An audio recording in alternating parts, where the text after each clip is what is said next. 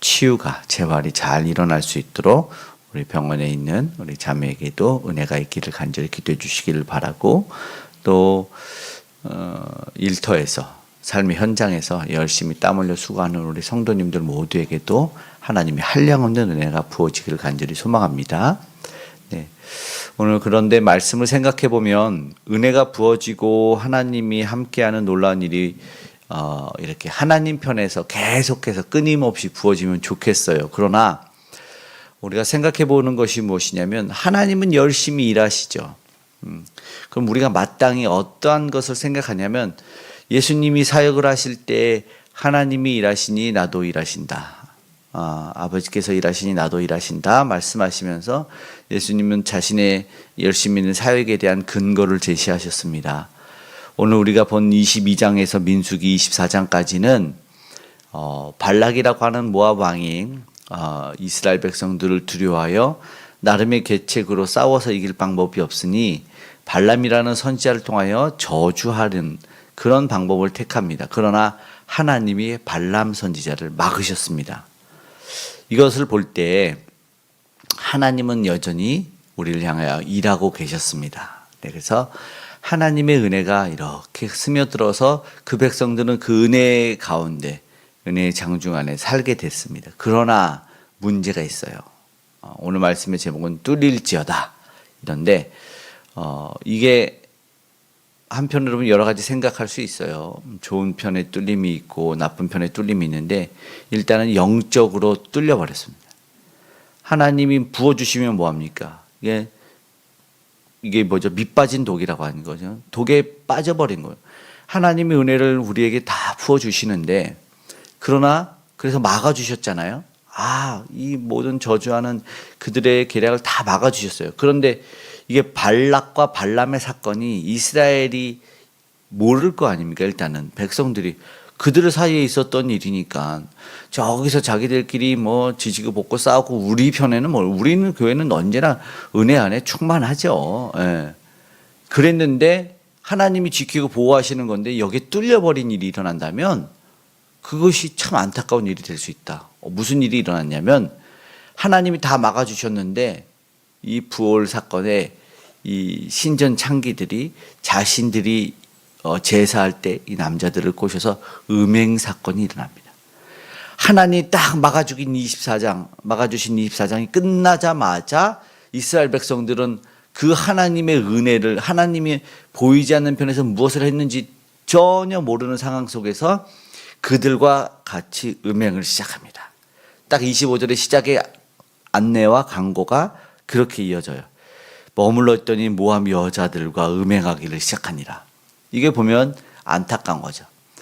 하나님은 여전히 바쁘게 일하시지만 그 백성들은 여전히 바쁘게 죄를 지었어요. 그러니까 하나님이 부어주셨지만 이 안타까운 일이 일어납니다.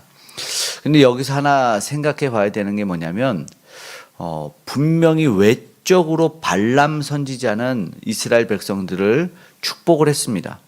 그런데 이 민수기 31장에 가면 이걸 꼭 연결해서 봐야 되는데, 이 부올의 아들 발람이 선지자인데, 이 부올의 아들 발람이 무슨 일을 했냐, 이 31장 민수 31장의 해석에는 요거 지나고 있다가 왕들 죽일 때 이 발람도 죽입니다. 그런데 한 번 더 민수기 31장이 끝날 때 이렇게 얘기하고 있어요. 31장 16절 제가 읽어봐 드릴게요. 보라, 이들이 발람의 꾀를 따라 이스라엘 자손을 부올의 사건에서 여호와 앞에 범죄하게 하여 여호와의 회중 가운데 연병이 일어나게 하였느니라. 지금 여기서 이들이 음행하고 일어난 일이 뭐냐면 연병이 시작됩니다. 하나님의 진노가 3절에 일어났죠. 왜냐하면 그들의 신의 여인들이 청하니까 그들에게 가서 먹고 마시고 논 거예요. 그리고 여호와의 진노가 있어요. 그러니까 여호와께서 이 진노를 멈추려면, 그리고 보세요. 이 연병으로 죽은 자가 9절에 보니까 그 연병으로 죽은 자가 24,000명. 엄청나게 많은 숫자가 죽었어요. 그러니까 영적인 뚫림이 있잖아요. 육적인 뚫림이 있으니까 어떠한 일이 있었냐면, 면역 체계가 뚫려버려서 하나님의 보호하심이 허물어진 겁니다. 방어가 허물어진 상황입니다. 오늘 우리 새벽에는 기도할 때 하나님의 은혜가 모여서 넘쳐 흘러가야 되는데 주신 것을 알지도 못하고 흘러갈 수 있는 일들이 우리의 육적인 그리고 영적인 뚫림에 의해서 구멍 나버린 이 상황 속에서 흘러가 버릴 수 있다. 그러면 결국에 우리의 삶의 면역 체계는 뚫려서 병들어 죽겠다. 이것을 우리는 막을 수 있어야 된다라는 것입니다. 그런 일들이 일어나야 되지 않죠.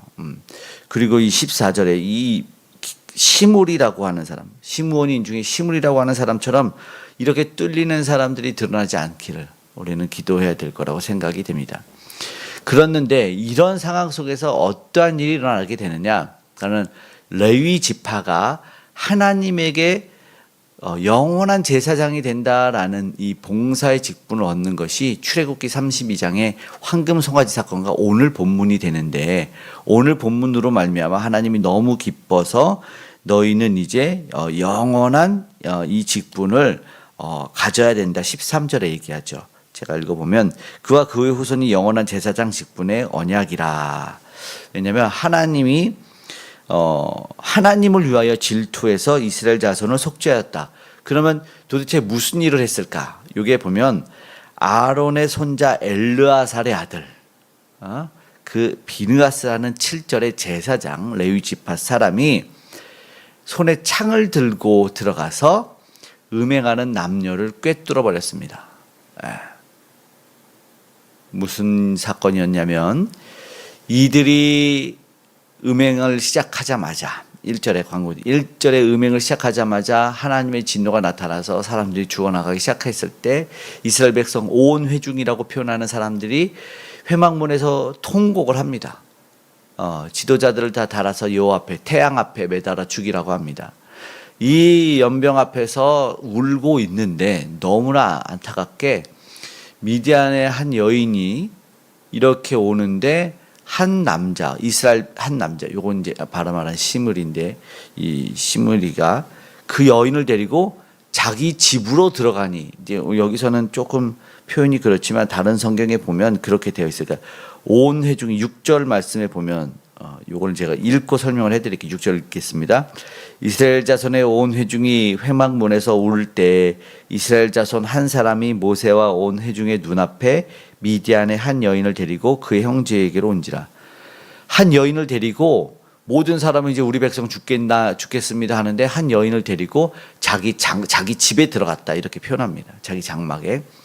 그러니까 그것을 보자마자 한 사람이 하나님의 질투하심에 이 거룩한 분노를 가지고 일어나서 창을 들고, 제사장이지만 창을 들고 가서 그 남녀의 배를 한 방에 꾹 뚫어버립니다.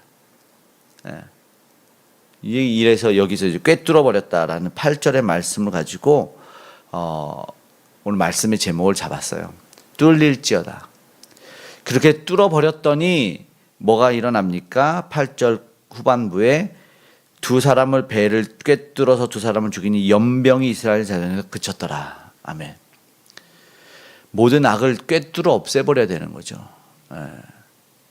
이게 뭐 살인 사건으로 보는 게 아니라 하나님의 질투하심으로 하나님의 마음을 시원케 한 일이 일어나게 되는 거죠. 모두가 죽겠네 울 때 이 음행 사건이 일어났는데, 이 음행 사건을 보니까 사실은 이게 굉장히 계략적이었던 것이죠.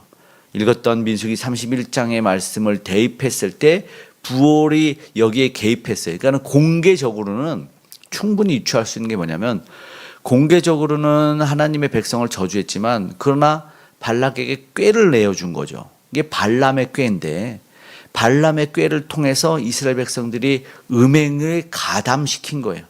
자멸하게 만든 겁니다. 그 자멸하는 꾀는 뭐였어요? 이스라엘 백성들이 음행을 해서 바알에게 절해라, 하나님의 진노가 그들에게 임할 것이다 했는데 적중했어요. 여기서 거룩한 분노인 꿰뚫어버리는 일이 일어나지 않았다면 이스라엘 백성들은 계속해서 죽어나갔을 거예요. 그리고 그냥 단순하게 남녀가 음행한 게 아니라 지도자들입니다. 그 여자 이름도 등장합니다. 고스비라고. 남자가 14절에 지도자였어요. 15절에 미디안 여인의 이름은 고스비니 수르의 딸. 수르는 조상의 가문의 수령이었습니다. 이 지도자들이 그러니까 모압을 포함한 이 모든 사람들 그 지역을 미디안이라고 해요. 그 여러 나라들을. 그 여러 나라들의 미디안에 있던 사람들이 이스라엘을 대적한 거죠. 스스로 무너져서 하나님에게서 멀게 만드는 일, 하나님의 은혜가 막히게 되는 일, 거기에서 바로 꿰뚫는 사건이 일어납니다. 오늘 우리는 어떤 기도를 해야 됩니까? 죄악을 없애는 뚫음이 있어야 된다는 것이죠. 그 꿰뚫음을 통해서 다시 한번 하나님의 은혜가 흘러 들어올 수 있게 해야 된다는 것이죠. 우리는 그렇게 기도해야 돼요. 이 세상이 어떤 세상입니까? 속임수가 난무하고 죄악으로 하나님의 은혜가 막아지고, 아니면 말한 것처럼 하나님이 부어주시고 하나님은 열심히 일하시지만 우리는 그 악한 꾀임과 속임수에 당해서 여전히 은혜를 누리지도 맛보지도 못하고 그냥 흘러 없어지는 일들이 일어나게 된다. 이런 사건을 볼 때 하나님의 통로가 막히지 않고 뚫려지기를 오늘 시간 간절히 기도하는 새벽이 됐으면 좋겠습니다. 하나님께서는 여전히 우리를 향해서 일하시고 그 열심히 있는 자들이 일어나는 것을 기뻐하신다라는 겁니다. 하나님의 은혜가 나의 삶과 오늘 우리의 삶에 이어져 갈 수 있도록 오늘 그렇게 간절히 기도하는 시간이 되었으면 좋겠습니다. 아멘.